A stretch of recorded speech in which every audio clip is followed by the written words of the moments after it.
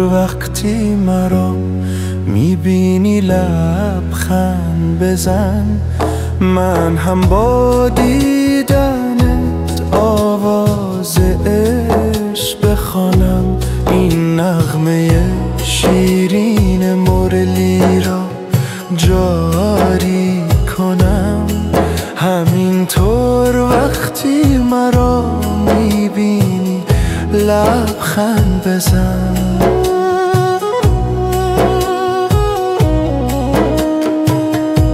وقتی تاریکی بر دل سایه کند، یاد تو نور امید شود.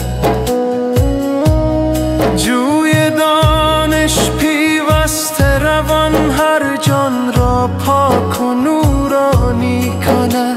اگر با من این سرود را بخوانی، من در عشق تو سرشار و رقصان بمانم.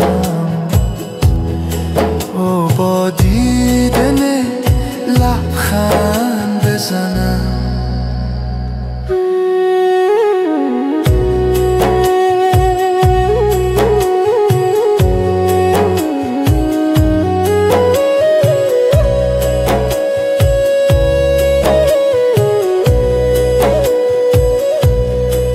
در گفتارت شهد آرامش است، در نگاهت پناه و آسایش است.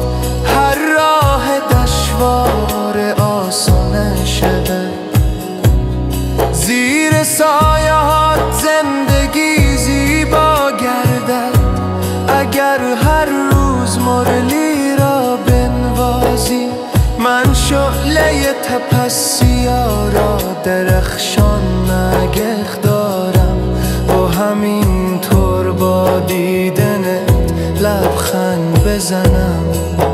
این دوران سنگم لحظه بی همتاست. دیدار بابا حقیقت والا راست. ما جانها فرزندان و این مهر و زیور گردن ماست.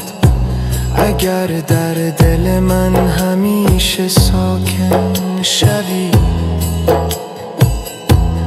راه امر و پری را من روشن می سازم. و همینطور با دیدنت لبخند بزنم.